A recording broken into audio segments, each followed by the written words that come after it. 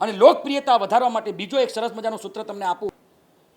ભૂલ કોઈનાથી પણ થઈ જાય, પણ નેચર આપણે કેવો રાખવાનો, રોયલ નાખવાનો. ક્યારે કોઈની ભૂલ, જો એક સરસ મજાની પંક્તિ મેં વાંચેલી, આ વસ્તુ યાદ રાખો. નેચર લોકપ્રિયતા તમારે વધારવી હોય ને તો આ વસ્તુ રાખવાનો. ભૂલ હોના પ્રકૃતિ है, मान लेना संस्कृति है और सुधार लेना प्रगति है. આ ખાસ યંગસ્ટરોને કહું છું. કોઈની પણ ભૂલ થઈ જાય, તમારી પણ ભૂલ થાય તો એ ટાઈમે આપણી લોકપ્રિયતા વધારવા માટે બહુ સરસ મજાનું છે. ભૂલ હોના પ્રકૃતિ, અમારાથી પણ ભૂલ થઈ શકે. માન લેના સંસ્કૃતિ है, તમે ભૂલને માની લો તો તમે સંસ્કૃતિક માણસ છો, તમે સંસ્કારી માણસ છો.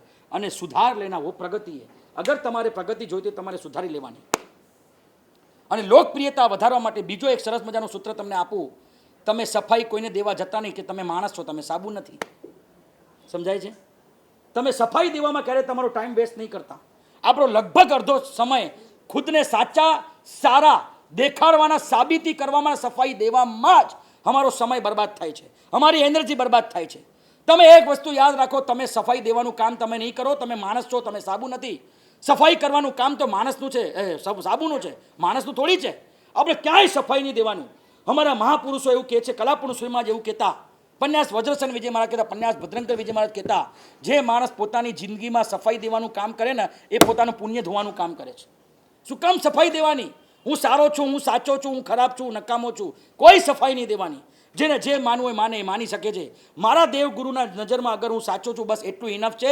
લોકો મને સાચો માને, ખરાબ મને નથી માને, કોઈ લેવા દેવા નથી. હું વ્યાખ્યાનમાં ઘણીવાર બધું બોલતો હોઉં છું. ઘણા લોકોને એમ લાગે બહેનો કે અમને ટાર્ગેટ કરો છો, ક્યારેક તમને લાગે તમે ટાર્ગેટ કરું છું, ક્યારેક બંનેને ટાર્ગેટ કરતા હો. આમની પટ્ટી ઉતરે તમે હસો, તમારી પટ્ટી ઉતરે તો આ હશે, બરાબર, ઘણું બધું થાય. પણ મને ખબર છે કે મારી અંદર જે વ્યથા છે, જે પીડા છે, તમને સાચા માર્ગે લાવવાની મનમાં જે એક જીજીવિષા છે એ મારા ગુરુને ખબર છે. બસ એટલું ઇનફ છે. તમે મારા વચન ઉપર તમે શું માનો છો, શું વિચારો છો, નથી કોઈ લેવા દેવા નથી.